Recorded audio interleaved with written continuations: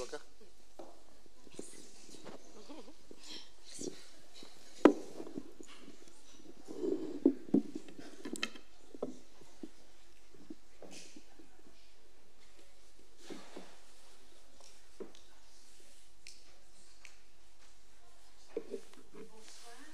à tous, bonsoir à toutes. Pardon, il faut qu'on se branche quand même.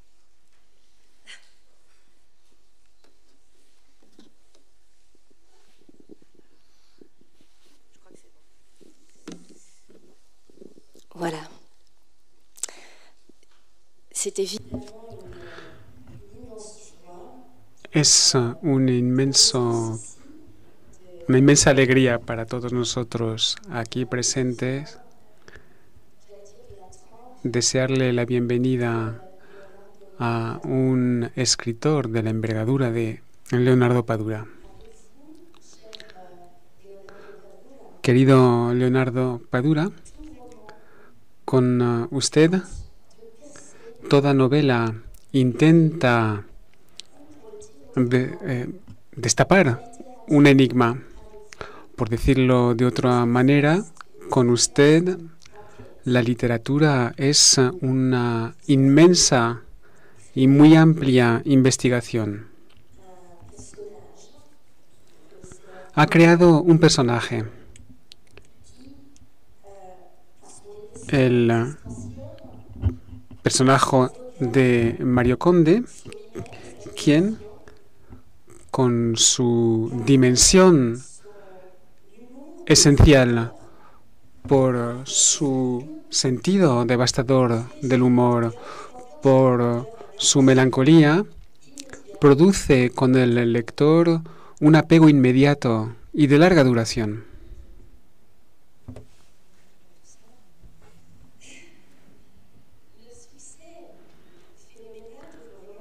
El éxito fenomenal de sus novelas policíacas también se debe al hecho que cada libro es un retrato enamorado de La Habana, un personaje con vida propia y personajes lúcidos y una mirada lúcida y llena de compasión de la sociedad cubana.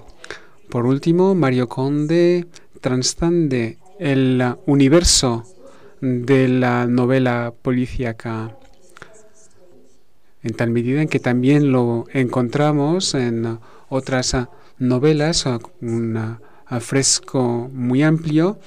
Hablo de, por ejemplo, del hombre que amaba a los perros, sobre la utopía revolucionaria y su desvío, que era una pesadilla. El último libro traducido al francés, Herejes, que plantea preguntas sobre la identidad cultural, política, religiosa, y volveremos a este tema dentro de unos instantes. Aquí vamos a tener una conversación que también podría ser una investigación. En cualquier caso, tendríamos que empezar por el principio. ¿Estaría de acuerdo de decirnos lo que suscitó esta voluntad de escribir? Muy buenas. Eh bien, bonjour à tous. Merci à tous pour votre présence. Merci tout particulièrement à la Fondation Michalski pour cette invitation qui me donne la possibilité de participer à cet atelier à vos côtés et également de passer quelques jours à travailler dans un lieu aussi merveilleux que celui-ci. Je crois que si un écrivain avait une image d'un lieu rêvé qui favorise l'écriture, ce serait certainement un endroit comme celui-ci. Mais les écrivains ont besoin de paix pour écrire, mais également de toute l'agitation, l'effervescence qui les nourrit pour leur écriture.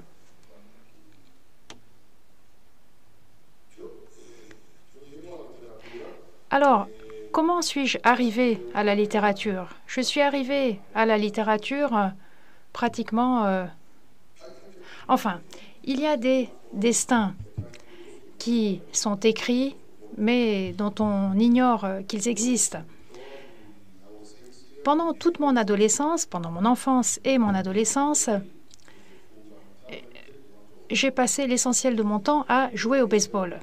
Je souhaitais jouer au baseball et c'est ce que j'aimais le plus. Donc, ce que j'aime par-dessus tout, c'est le baseball et j'aurais préféré être un joueur célèbre de baseball et pas écrivain. Mais je n'avais pas les capacités physiques suffisantes pour être joueur professionnel de baseball. À un moment donné, je me suis dit que pour compenser, en quelque sorte, j'aurais pu devenir chroniqueur sportif et écrire sur le baseball. Mais, comme vous n'êtes pas sans le savoir, j'ai étudié à Cuba, je vis à Cuba, et Cuba est un pays socialiste. Or, dans les pays socialistes, tout est planifié. Et en 1975, quand je terminais mes études au lycée et quand je devais choisir ce que j'allais étudier à l'université, donc en 1975, les chantres de la planification à Cuba avaient décrété que, à ce moment-là, il y avait déjà suffisamment de journalistes à Cuba et que cette année-là, il ne fallait pas ouvrir de filière de journalisme à l'université et je n'ai donc pas pu étudier le journalisme. Alors je me suis demandé ce que j'allais étudier et quel cursus j'allais suivre. Ce n'était pas encore très clair pour moi. J'étais bonne élève en mathématiques, plus que dans d'autres branches, mais je me suis dit dès le départ que je ne pouvais pas me lancer dans des études qui exigeraient trop de sacrifices. Je voulais faire des études qui soient divertissantes. Et parmi la liste des études que je pouvais suivre, il y avait quelque chose qui s'appelait cinéma, théâtre et télévision. Et je me suis dit, ah ben voilà, c'est les études toutes faites pour moi, parce que tout cela est divertissant, cinéma, théâtre, télévision. Or, cette filière-là n'avait jamais existé en réalité. Et le fait est que je me suis retrouvée à étudier les arts et les lettres une année où on avait décidé que la spécialisation de l'histoire de l'art ne serait pas ouverte et donc je me suis retrouvée à étudier la littérature. Et voilà donc l'enchaînement des événements qui a fait que dans un esprit de concurrence hérité de toutes ces années passées à jouer au baseball, je me suis lancée dans l'écriture. D'autres camarades écrivaient et je me suis dit, mais enfin, s'ils sont capables d'écrire, pourquoi pas moi? Je vais me lancer et c'est ainsi que j'ai commencé à écrire.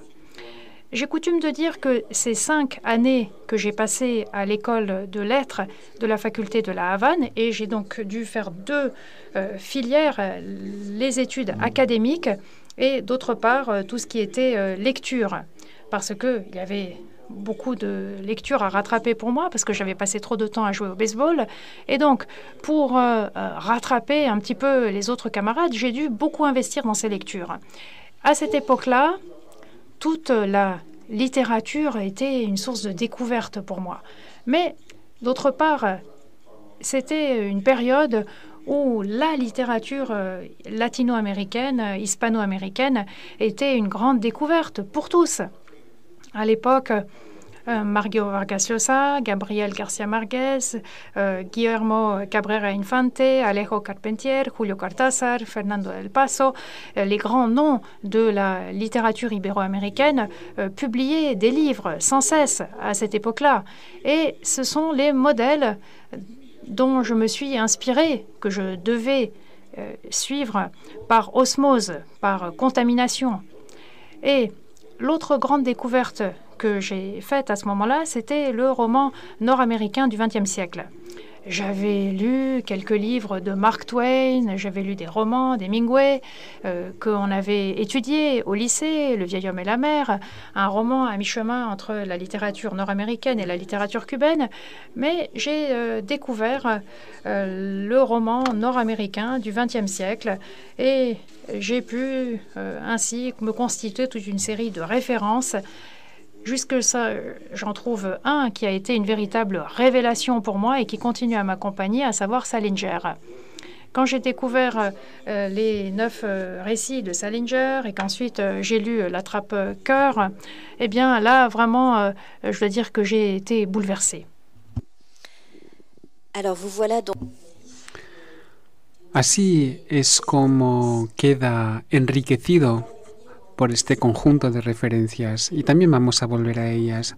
Pero por el momento quisiera entender lo siguiente. Ha escrito una primera novela que todavía no se ha traducido al francés y luego llegó la decisión de escribir novelas policíacas y apareció Mario Condé. ¿Por qué motivo decidió escribir esta primera novela policíaca llamada Pasado Perfecto? Bueno, Eh bien, heureusement, Passé parfait a été la traduction française de Pasado Perfecto, parce que ma traductrice française a pour mauvaise habitude de changer les titres de mes livres, tout comme ma traductrice anglaise. Et donc, c'est difficile parfois de s'y retrouver parce qu'on n'arrête pas de changer les titres de mes livres quand ils sont traduits. Donc, j'ai écrit un roman entre 1983 et 1984 qui s'appelle Fiebre de Caballos, qui a été publié à Cuba, qui a été réédité plusieurs fois à Cuba ainsi qu'en Espagne.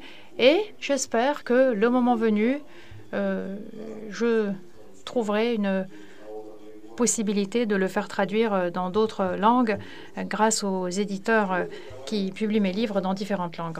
Fiebre de Caballos est un roman d'apprentissage à plusieurs titres. Un roman d'apprentissage pour le personnage principal, un jeune homme, un adolescent, qui est très fortement influencé par le Holden Caulfield de Salinger et également par un autre personnage qui est celui de Breakfast at Tiffany's de Truman Capote. Et ensuite, j'ai passé 6 ans à travailler pour un journal. Quand j'ai fini l'université, j'ai commencé à travailler dans une revue culturelle. J'y ai passé 3 ans. Puis, on a connu une crise profonde dans cette revue. Plusieurs des membres de l'équipe de rédaction ont été congédiés et on m'a envoyé travailler dans un journal pour être rééduqué en quelque sorte de mes problèmes et de mes déviances idéologiques. Dans ce journal-là, j'ai eu la chance de vraiment pouvoir devenir journaliste. En d'autres termes, le planificateur m'avait empêché d'étudier le journalisme à l'époque, eh bien, un autre planificateur m'avait obligé ensuite à devenir journaliste. J'ai travaillé 6 ans pour ce journal et ce qui a été le plus important pour moi, c'est que grâce au travail que j'ai fait au sein de ce journal, j'ai pu me familiariser avec bon nombre de faits de l'histoire non officielle cubaine. J'ai pu mener des enquêtes, rencontrer des personnes, me rendre dans différents lieux en rapport avec l'histoire cubaine. J'ai pu écrire de très longs reportages et ça a été un petit peu une révolution dans le journalisme cubain dans les années 80. Et encore aujourd'hui, c'est un type de journalisme possible qui sert de référence à la presse cubaine, qui est très fortement officielle et qui a un espace très limité.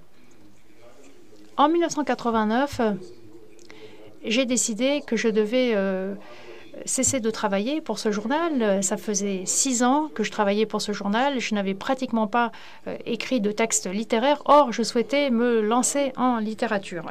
J'avais rédigé ce premier livre, Fiebre de Caballos, puis un deuxième, Según pasan los años, et j'ai décidé d'abandonner le journalisme et de me lancer dans l'écriture d'un roman.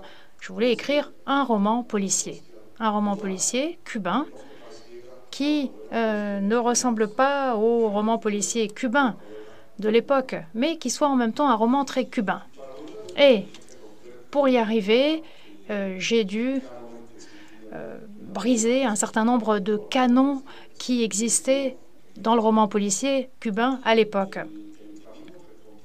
Et la voie que j'ai choisi de suivre pour travailler de façon un peu différente, c'est de créer ce personnage, le personnage de Mario Condé, qui est un anti-policier à bien des égards. Mario Condé, d'abord, n'est absolument pas au courant de la façon dont on est censé mener une enquête policière. Bon, il sait des choses ici et là, comme tout un chacun, et le fait qu'il y a différents types de sang, par exemple, et que si on marche sur un terrain boueux, on va laisser une empreinte de pas. Voilà, en gros, à quoi se résume la connaissance des enquêtes policières pour Mario Condé. Et pour qu'il puisse travailler en tant que policier, j'ai dû introduire une autre dimension, c'est-à-dire sa proximité des problèmes de la société et de la condition humaine de toutes les personnes qui constituent cette réalité. Et avec le personnage de Mario Condé, j'ai tenté d'introduire un regard de ma perspective de la réalité cubaine, un regard qui inclut également tout l'entourage de Mario Condé, tous ses amis, sans lesquels lui-même ne pourrait pas fonctionner. Et tout cela à un moment décisif de l'histoire cubaine et de l'histoire du monde. J'ai commencé à écrire ce roman vers la fin de l'année 1989. Le mur de Berlin venait de tomber, l'Union soviétique était en train de se désintégrer, l'économie cubaine commençait à ressentir les effets de cette désintégration de l'Union soviétique, mais j'ai tenu bon, j'ai souhaité achever ce roman et j'ai écrit ce roman sur une machine à écrire. À l'époque, je n'avais pas d'ordinateur et je l'ai envoyé à un concours de romans policiers qui existait à Cuba. Et c'était un concours qui remettait un prix à des romans policiers cubains dont je ne souhaitais pas me rapprocher dans mon écriture. C'est-à-dire des romans qui regorgeaient de héros parfaits en tout point, qui faisaient la morale sur le plan de la politique et du comportement social. Or, Condé, c'est le contre-pied. Donc, j'ai envoyé mon roman à ce concours et en même temps, je me suis rendue en Espagne pour un voyage de travail et à un moment donné, j'ai pu appeler mon épouse, Lucia, qui m'a dit « Bon, à Cuba, on sait tout. Même tout ce qui est le plus secret finit par se savoir, sauf ce que certains refusent qu'on sache. Mais tout le reste se sait. » Et un ami a ainsi su que mon roman allait obtenir ce prix. 2 ou 3 jours avant mon retour à Cuba, j'ai reparlé à Lucia qui m'a dit « Écoute, j'ai une bonne nouvelle, tu vas gagner ce prix avec Passé Parfait. » Donc le prix de ce concours de romans policiers. Et à mon arrivée à Cuba, Lucia m'a accueilli en me disant qu'elle avait une mauvaise nouvelle pour moi parce que mon roman n'a pas obtenu le prix. Le prix n'avait pas été décerné cette année-là. Quelques mois plus tard, puisque de nouveau tout se sait à Cuba, j'ai su que la veille de la remise du prix, les jurés ont appris qu'ils ne pouvaient pas donner ce prix à ce roman. Et enfin, c'est en 1991 que ce roman a été publié au Mexique, puis il a été publié en 1994 à Cuba et il a reçu le prix du meilleur roman de l'année. Et ce genre de choses arrive à Cuba. À un moment donné, on est censuré et puis quelques années plus tard, on revient en grâce. Donc, avec la création du personnage de Mario Condé, on a franchi une étape importante parce que ce roman a été publié au Mexique par une maison d'édition confidentielle d'une université de Guadalajara et j'ai introduit quelques dizaines d'exemplaires à Cuba depuis le Mexique que j'ai remis à des personnes dont je souhaitais qu'elles lisent ce roman pour se faire une idée. Et puis, bon nombre m'ont dit écoute, ton roman m'a vraiment beaucoup plu, d'autres n'ont pas trop réagi, mais tout le monde a dit une chose qui allait dans le même sens, c'est que le personnage de Mario Condé leur plaisait. Et c'est là que je me suis dit que ce personnage pouvait avoir une vie plus longue. Je ne pensais pas que nous allions vivre ensemble pendant 28 ans et ce n'est pas fini. Oui. Y seguiremos. ¿Cómo se le apareció? ¿Cómo se le apareció Mario Conde? ¿Así, de repente, o ha tenido que trabajar para conseguirlo? No, esto Alors, non, on ne peut pas dire que ce soit ainsi d'un bloc, sauf si on entre dans des histoires de conception avec la Vierge Marie et Jésus. Non, la littérature, ça veut dire beaucoup de travail, avant tout. Dans ce premier roman, Passé parfait, j'ai l'impression que Conde est encore très fonctionnel en quelque sorte. Il est là essentiellement pour remplir une fonction, pour répondre à des besoins que j'avais pour ce roman-là. Et ensuite, dans Vent de Carême, le personnage acquiert plus d'épaisseur, il devient plus humain, le personnage se complète.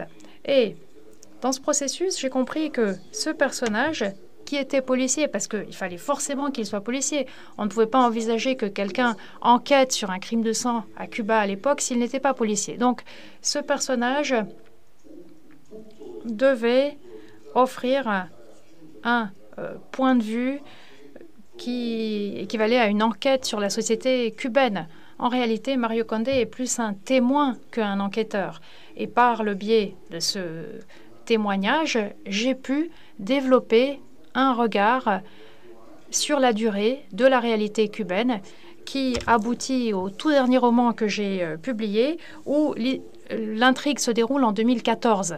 Et pendant toutes ces années, Mario Conde a pu suivre l'évolution de la société cubaine. Entonces, esta novela, La transparencia del tiempo, cuya traducción al francés estamos esperando, nos ha hablado de sus fuentes de inspiración, de sus mentores para la producción literaria. Hemos entendido que Mario Conde se destaca en relación con lo que se escribía anteriormente en la novela policíaca en Cuba. ¿Aquí también tiene modelos? sí, sí. Oui. Je crois que tous les écrivains sont le fruit de toute une série d'influences d'écrivains qui les ont précédés. Personne n'invente quoi que ce soit en littérature. Par contre, nous recréons ce qui a déjà été fait. Et c'est la raison pour laquelle nous pouvons considérer que le théâtre de la Grèce antique nous procure la même émotion qu'une œuvre théâtrale contemporaine.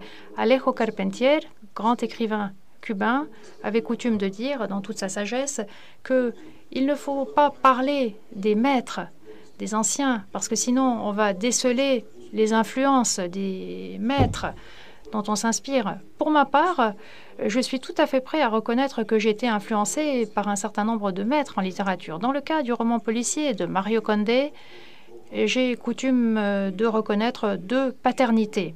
J'ai coutume de dire que Mario Conde est petit-fils de Philippe Marlowe et fils de Pepe Carvalho. Le fait que j'ai écrit mes romans à partir de 1990 est important. Si l'on songe au fait que c'était là un projet autour d'un personnage. J'ai en effet commencé à écrire à un moment où, au sein du roman policier, dans différentes langues, on voyait l'émergence d'un mouvement, mais surtout en périphérie des grands centres du roman policier, en quelque sorte, c'est-à-dire la littérature anglo-saxonne et la littérature française. C'était les grands pôles du roman policier traditionnellement. Mais à ce moment-là, à partir des années 80, on assiste à l'émergence de nouveaux écrivains espagnols, italiens, brésiliens, Fonseca par exemple, qui écrivent des romans policiers qui contiennent un autre ingrédient qui affiche la volonté de développer un style. Ils souhaitent en faire des produits esthétiques. Et je crois que c'est cet élément-là qui m'a poussé à utiliser ce personnage, Mario Condé, et le roman policier pour réaliser cette chronique de la vie cubaine contemporaine. Est-ce que c'est...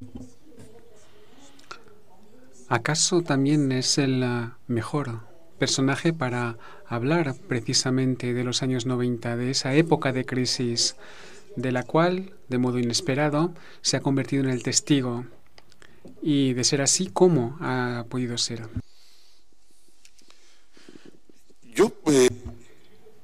Eh bien, j'ai écrit Passé parfait en 1990, essentiellement.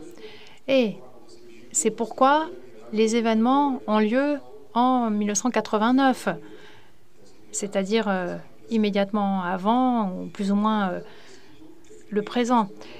Quand j'ai décidé d'écrire le deuxième roman, Vent de Carême, qui allait s'inscrire dans un cycle de 4 romans, c'est ainsi que j'ai conçu cette série au départ, une série de 4, j'ai dû prendre une décision importante. Et j'ai dû décider à quelle période j'allais situer l'intrigue. Et j'ai décidé que les 4 intrigues devaient se dérouler en 1989, dans les 4 saisons de l'année 1989, et ce pour différentes raisons. Pourquoi? L'année 1989 est une année où on a assisté à un bouleversement dans l'histoire du monde, et pas uniquement l'histoire de Cuba, avec la chute du mur de Berlin et les événements qui ont suivi, qui font que l'année 1989 a été une année charnière. Mais, de plus, pour ce qui est des différents arguments qui m'intéressaient dans mon écriture, l'année 1989 a été la dernière période de normalité, en quelque sorte, qu'on ait vécue à Cuba. En 1989, Mario Condé pouvait encore prendre un autobus, pouvait encore passer des appels depuis une cabine téléphonique, pouvait encore s'acheter des cigarettes, boire du rhum, alors qu'à partir de 1990, 1990, 1991, tout cela, les autobus, les cigarettes, le rhum, tout cela a disparu, tout cela s'est effondré. Et la situation était à tel point difficile qu'on n'aurait même pas pu développer des intrigues analogues, ou alors on aurait dû les assortir d'énormément d'explications. Et je crois que l'esprit des années 90 a influencé ma façon de voir la réalité, ma façon de voir le monde, et nous avons reçu des nouvelles d'événements qui avaient eu lieu ailleurs, alors qu'à Cuba, on n'en avait aucune idée. Et tout cela m'a influencé, ça a influencé Mario Condé, ça a influencé la vision de la réalité cubaine. Mais historiquement, j'ai décidé de situer l'intrigue en 1989.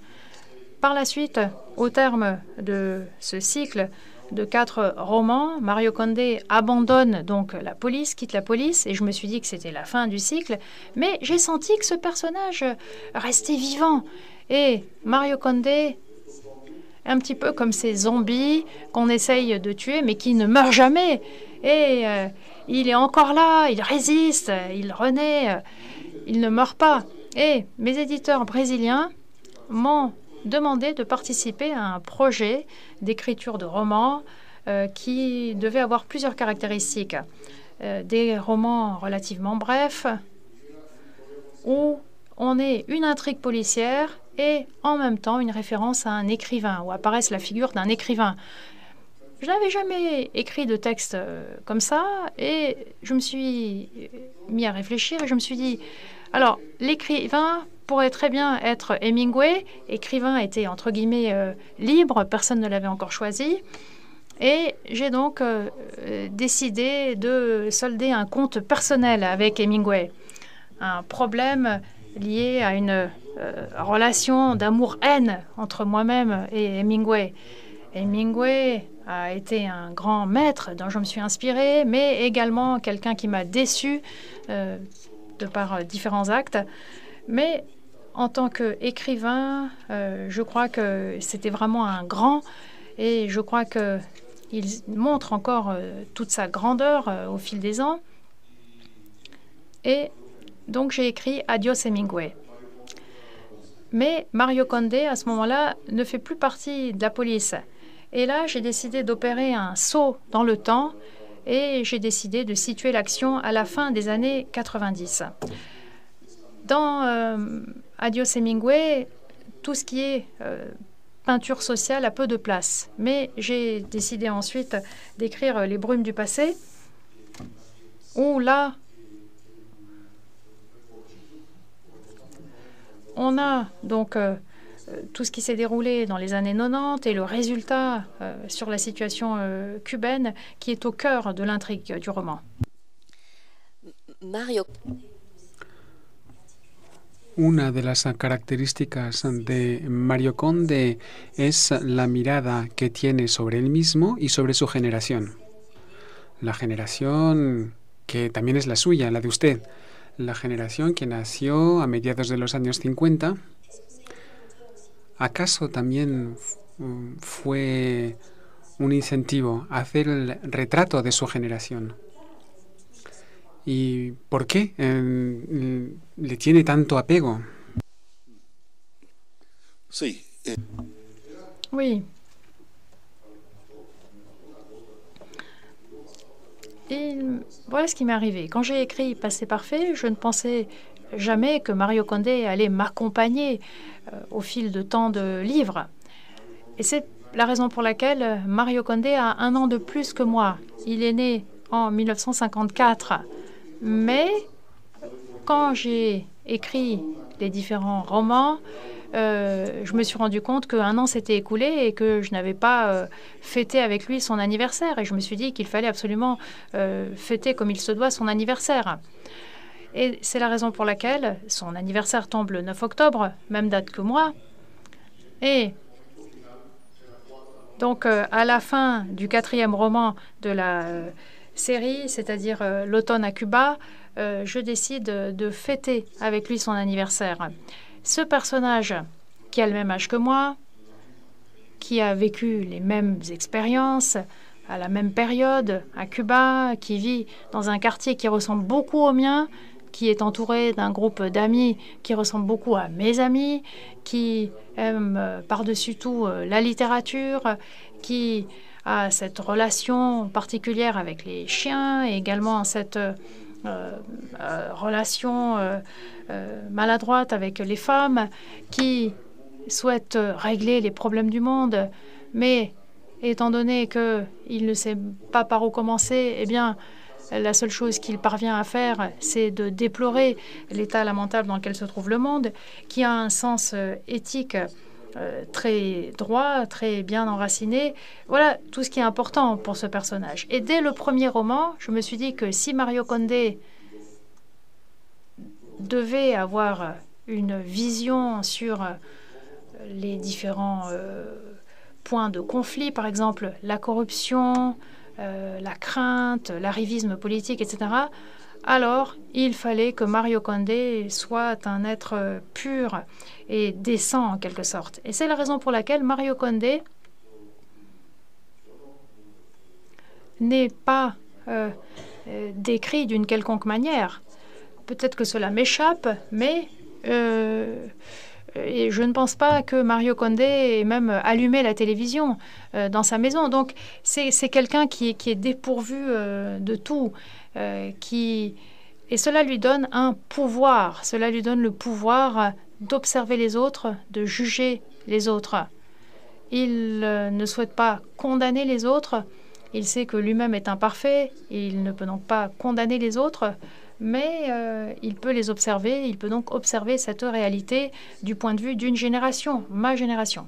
Ma génération a grandi avec la Révolution et nous avons eu, pour la plupart d'entre nous, de fréquenter les bancs de l'université. Nous sommes la première génération à être allés massivement à l'université. Mes amis sont devenus médecins, ingénieurs, architectes, mathématiciens, géologues.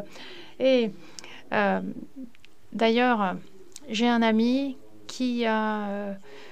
tous mes amis ont étudié à l'université. Mais Ma génération, d'autre part, s'est sacrifiée parce qu'elle pensait qu'elle devait se sacrifier. Et j'ai expliqué tout à l'heure à une journaliste qu'à l'âge de 15 ans, j'ai travaillé dans une plantation de canne à sucre dans la province de Matanzas avec une température de 2-3 degrés, qui est un froid sibérien pour Cuba, en coupant de la canne à sucre à main nue, avec ma main qui saignait en utilisant la machette.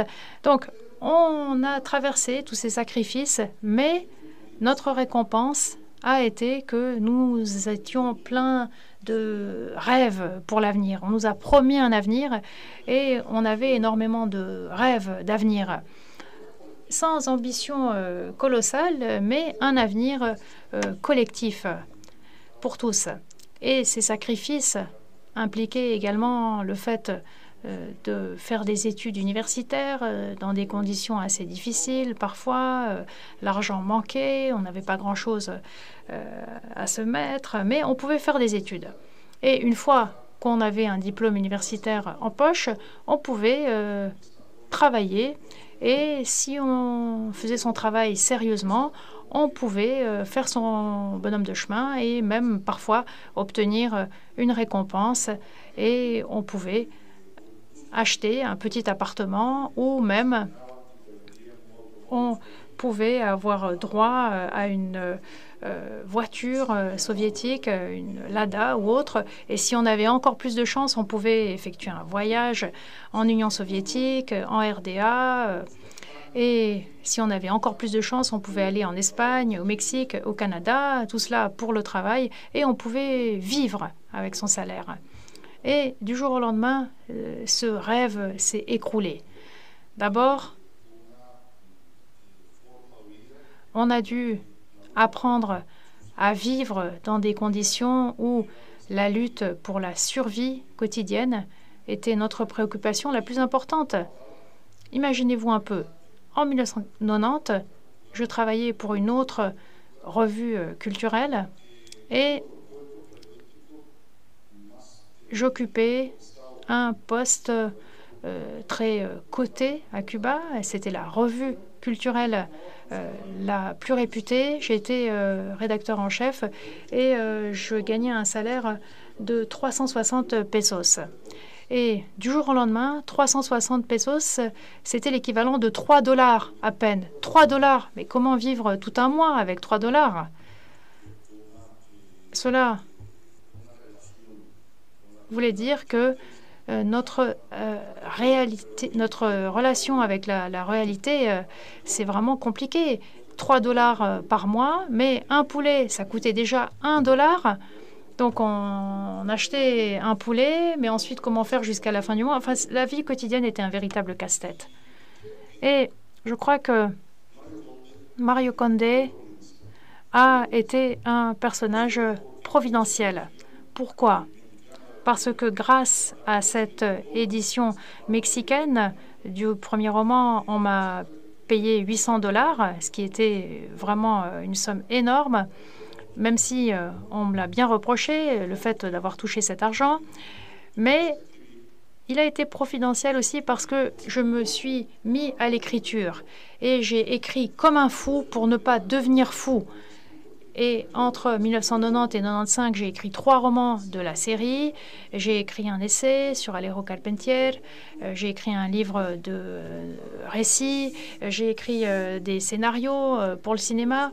Et je crois que c'est cela qui m'a permis de ne pas tomber dans la folie et dans le désespoir. Et puis, cela m'a permis de m'acheter un ordinateur. Imaginez un peu à Cuba à l'époque. Et d'autre part, c'est ce qui m'a rattaché à Cuba.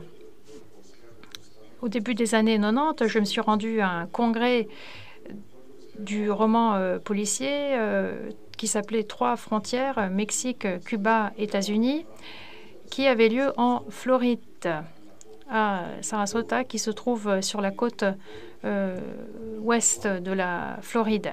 Mais avant cela, j'ai retrouvé ma famille à Miami et j'ai passé quelques jours à Miami avec ma famille. Et en 1992, qui était la pire année de cette crise, tout le monde me disait « Ah, bah c'est sûr que tu vas rester là-bas, tu ne rentreras jamais ».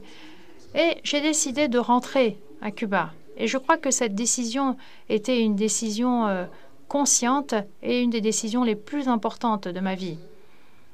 Et je suis donc retournée à Cuba parce que je voulais devenir un écrivain cubain qui écrivait sur Cuba et qui vivait à Cuba. Vous auriez pu le devenir... Pardon.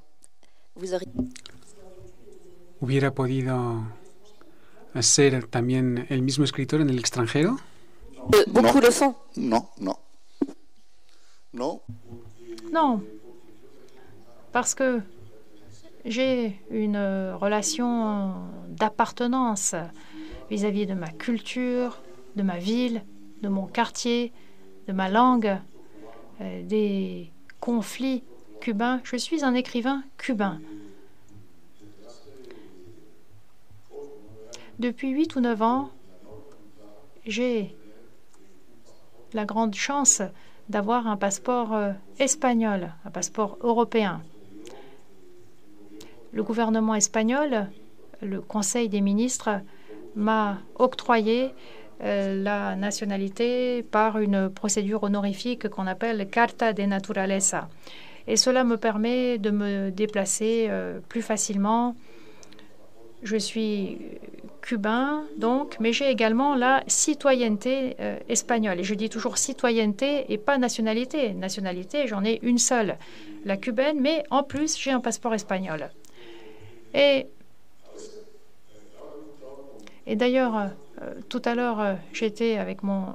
il y a peu, j'étais à Ségul de Calafell avec mon épouse, un lieu merveilleux près de Barcelone. J'ai passé 4 jours là-bas avec des amis. Et j'ai dit à mon épouse Lucia que ça serait vraiment bien de vivre là-bas ou à Valence ou ce genre d'endroit. Mais finalement, je n'arrive pas à l'imaginer. Peut-être que les circonstances vont me contraindre à le faire un jour, mais je dirais que l'appartenance est très forte. Montalbán a dit quelque chose qui me paraît essentiel. Vázquez Montalbán disait que les poètes appartiennent à un pays ou à une langue. Et les romanciers, surtout s'ils écrivent des romans policiers, appartiennent à une ville. Moi, je suis un écrivain de La Havane. Et même si mes histoires sont également situées à Amsterdam, à l'époque de Rembrandt, ou à l'époque de la guerre civile espagnole, pour l'histoire de Trotsky et de Mercader, ou encore 1291 dans mon dernier roman. Eh bien, dans mon dernier roman, la transparence du temps, en 1291, juste avant la chute de Saint-Jean d'Acre, eh bien, un personnage mythique, mais réel, qui s'appelait Roger Desflores, un pirate corsaire qui était lié aux Templiers, donc un personnage réel, mais également un personnage de fiction que j'ai créé pour ce roman, disserte sur la responsabilité de l'homme dans l'histoire. Et c'est là une réflexion qui concerne la société cubaine d'aujourd'hui, parce que je pars, mais je reviens toujours.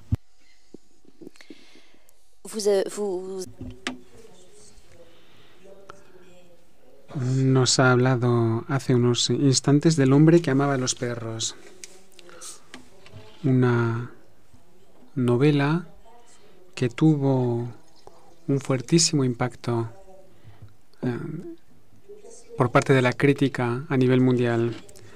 Aquí el personaje principal cubano se llama Iván y él también pertenece a la generación de usted. Él también nos habla de su entusiasmo a favor de la revolución. Y en esta novela, lo dice en el prefacio, es una novela de odio y de traición. De modo clarísimo, se están entrecruzando el recorrido de Iván, el Trotsky de los años del exilio y Ramón Mercader, el que será su asesino. También recorremos la vida de Mercader durante la Guerra Civil Española. Me ha llamado muchísimo la atención la repetición de la palabra odio en esta novela, y ha llamado mi atención porque cuando se habla de revolución, de pasión revolucionaria, no es la palabra que surge de inmediato. ¿Cuál era su intención? ¿Qué quería hacer con esta novela? En esta novela, las dos palabras. Dans ce roman, les deux mots qui reviennent le plus souvent sont la haine et la peur. Ce sont les deux mots qui reviennent le plus souvent et qui, d'une certaine façon, ont trait à l'histoire du XXe siècle. Ce roman raconte la manière dont l'utopie a été pervertie. Cette utopie grâce à laquelle ou pour laquelle je me suis retrouvé à 15 ans dans un champ de canne à sucre avec un chair à vif dans mes mains pour que mon pays, Cuba, puisse se développer et que nous puissions avancer vers un avenir meilleur. Cet avenir que nous rêvions était cette utopie qui ne s'est jamais réalisée et qui, peu à peu, a disparu. Je pense que le fait que tout au long du XXe siècle, l'être humain ait eu la possibilité d'essayer de créer ce rêve, de l'établir dans la réalité qui a accompagné en fait l'être humain depuis ses origines. L'Atlantide, l'Arcadie, la Cité du Soleil, ce sont des utopies qui nous accompagnent depuis que l'homme est homme, depuis les Grecs jusqu'au moment présent. C'est la possibilité de créer une société où chacun peut vivre dans un cadre de liberté et de démocratie, où tout le monde serait l'égal l'un de l'autre. Et ce rêve a été perverti très rapidement. Et Staline a été l'une des figures marquantes de cette perversion. Écrire un roman sur Staline est sans doute ce qu'il y a de plus difficile. Très récemment, un film a été tourné sur la mort de Staline et il a fallu la tourner presque sur le genre de la comédie. Le personnage est d'une telle brutalité que ce n'est qu'avec un regard ironique, sardonique que nous propose la comédie qu'il est possible de l'aborder. Trotsky était l'autre visage. Il était en fait le côté complémentaire de Staline. Il représentait aussi ce rêve révolutionnaire poussé jusqu'au fanatisme, mais qui prenait du recul par rapport à ce qui se passait dans la réalité. L'assassinat de Trotsky au Mexique est sans doute un point de non-retour de cette utopie. C'est le moment où une série d'événements se sont produits. Je vais vous raconter quelque chose qui va vous donner une idée du point auquel on croyait, mais on ne savait pas. Je crois que c'est vers la fin des années 90 que j'ai appris, et c'est incroyable, que j'ai appris que le 1er septembre 1939, l'armée allemande est entrée en Pologne. Je n'ai jamais su que 19 jours plus tard, l'armée soviétique entrait en Pologne et que ces deux armées avançaient l'une vers l'autre jusqu'à un point qui avait été convenu pour se répartir la Pologne. Cette information, en fait, que nous avons reçue a changé le regard que nous portions sur la réalité. Et l'une des choses qui m'a poussé à écrire tout d'abord Adios Hemingway et qui ensuite m'a incité à écrire également le roman L'homme qui aimait les chiens était précisément ce que l'Union soviétique avait fait pendant la guerre d'Espagne et la façon dont l'Espagne a été utilisée comme monnaie d'échange dans des accords dans des transactions qui étaient menées à l'échelon international entre les deux grands blocs totalitaires. D'un côté, le stalinisme et d'un autre côté, le fascisme allemand. Et je ne vais pas ici raconter toute cette série d'événements historiques que nous connaissons tous et qui sont venus s'ajouter à la somme de savoir que nous avions. En 1969, un film a été tourné, vous l'avez peut-être vu, qui s'appelle L'aveu de Costa Gavras avec Yves Montand sur sur le procès de Prague de 48, pas 68, mais 48. Je n'ai appris cette réalité il y a 15 ans à peine. Mais ça va beaucoup plus loin. Et Lucia qui est ici m'en sera témoin. J'ai eu l'occasion de voir concrètement sur un écran de télévision, il y a 15 ans à peine, The Mamas and the Papas. Il y a 15 ans à peine. Et c'est l'un des groupes que j'aime le plus au monde. Je crois qu'ils ont écrit l'une des plus belles chansons que je connaisse, Dedicated to What I Love. Imaginez, si je n'avais jamais vu de Mamas and the Papas, comment est-ce que j'aurais pu voir l'aveu, ni même savoir que les Soviétiques avaient envahi la Pologne. Avec tous ces moments Acaba de mencionar una serie de acontecimientos históricos y, en mi opinión, la novela también es muy poderosa por los retratos que nos hace. Retratos de fanáticos, no se les puede dar otro nombre. Fanáticos revolucionarios. Y, una vez más, no es tan habitual describir el fanatismo revolucionario, en primer lugar, por la madre de Ramón Mercader. Esta increíble caridad pasionaria. Por eso, también quería saber cuál ha sido el motor de la escritura de esta novela. Una novela que ha tardado también mucho tiempo en escribir, ¿no es así? Sí. Vamos a quitarle... Bien. Je vais peut-être essayer de retirer un peu de responsabilité à l'Espagne dans cette histoire. Caridad Mercader est née à Santiago de Cuba, qui faisait partie de l'Espagne, mais elle est née à Cuba et elle s'est rendue en 40 à Cuba pour récupérer sa citoyenneté, apparemment. Je crois qu'elle s'y est rendue en 1940.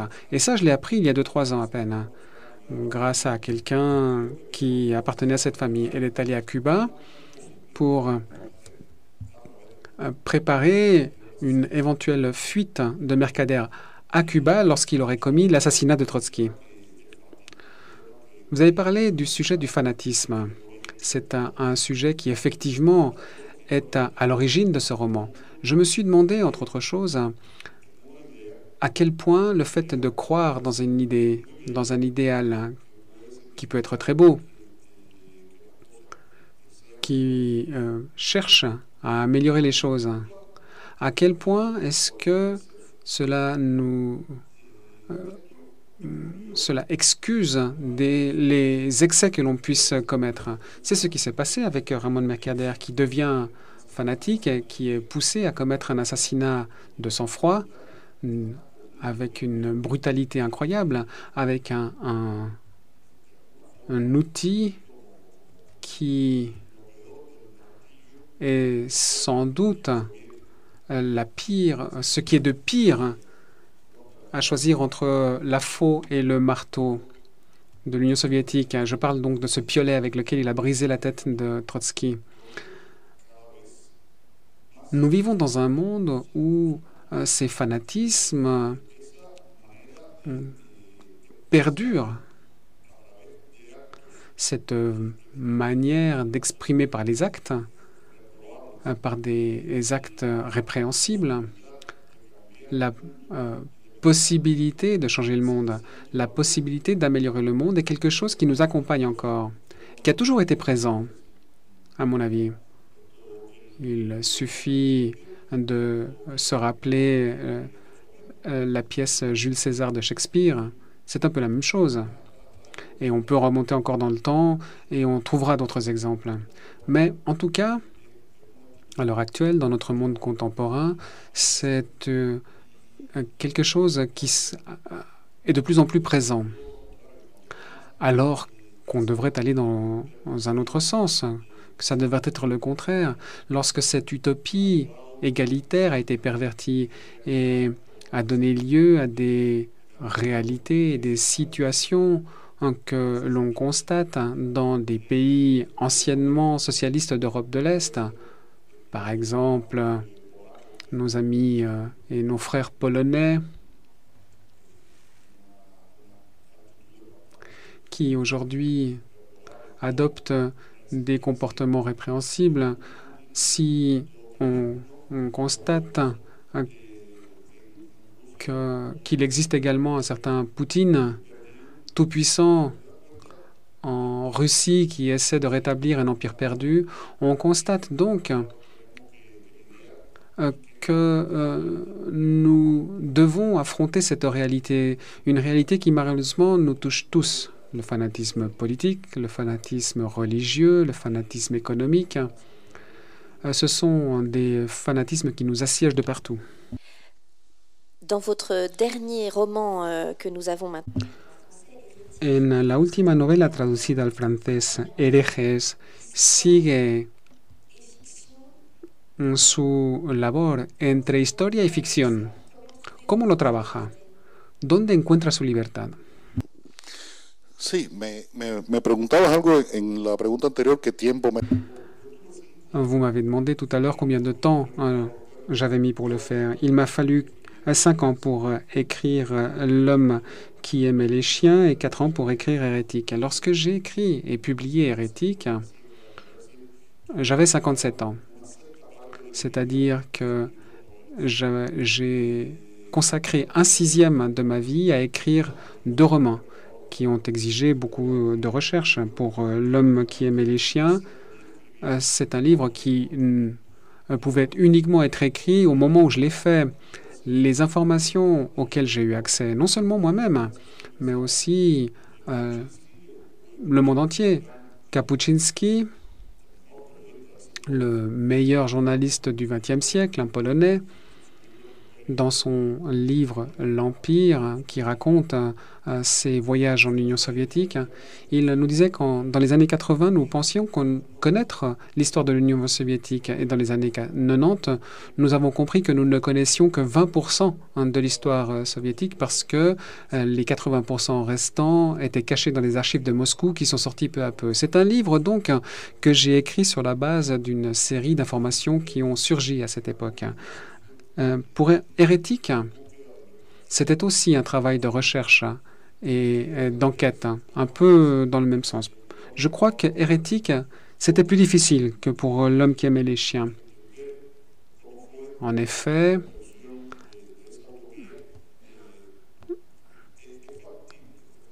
il est toujours possible de comprendre comment cette utopie a été pervertie, mais comprendre ce que sont les Juifs est sans doute quelque chose qui fait partie des choses les plus difficiles au monde.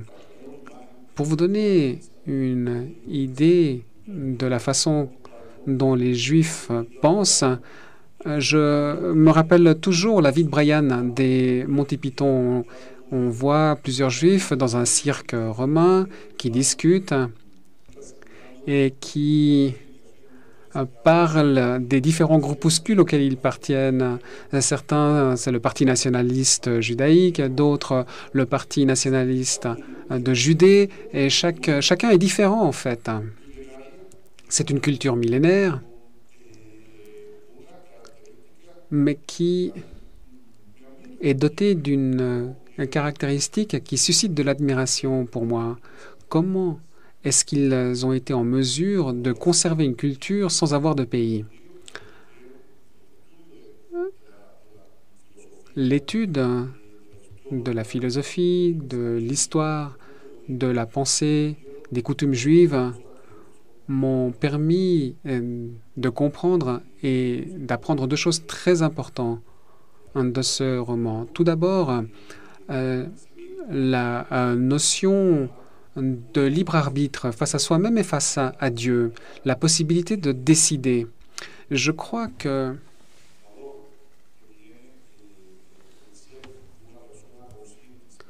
le fait d'être un être conscient et civilisé a principalement pour valeur la possibilité d'exercer la liberté. C'est l'un des grands enseignements. L'autre grand enseignement, c'est que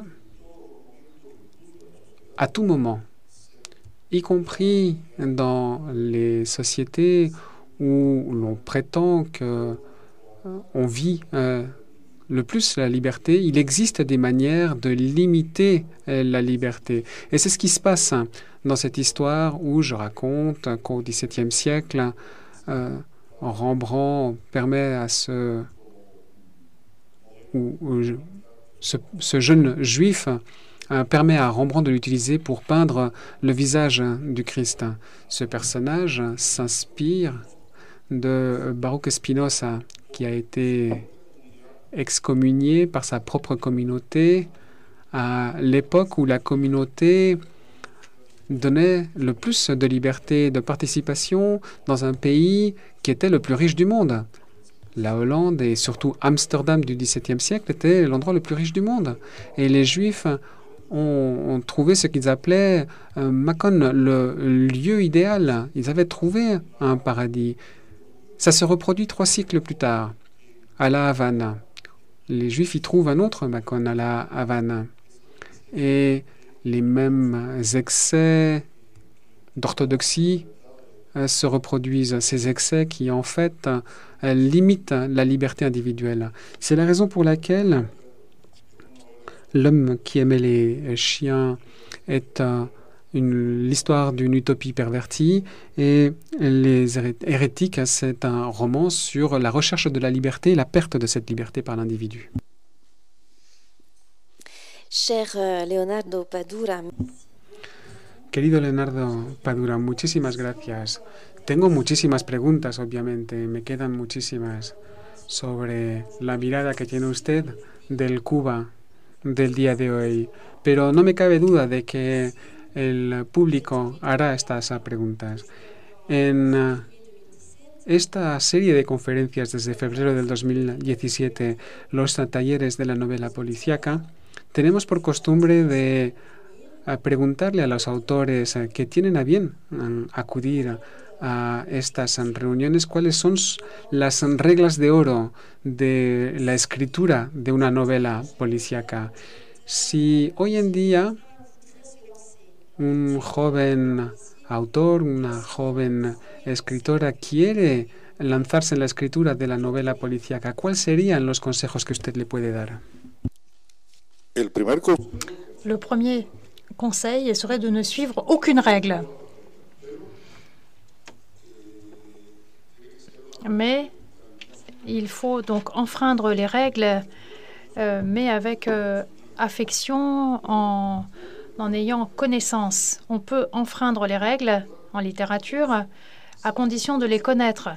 Si on n'a pas connaissance des règles, alors on risque de s'éparpiller et finalement de n'arriver nulle part. Je crois que le roman policier a montré que c'était un mode narratif généreux à tel point qu'elle peut accepter différentes formes d'écriture, historique, sociale ou de pur divertissement. Un roman de divertissement uniquement. Mais le roman policier peut être de la littérature et de la grande littérature. Et je crois que... Alors, on peut s'octroyer toutes les libertés possibles.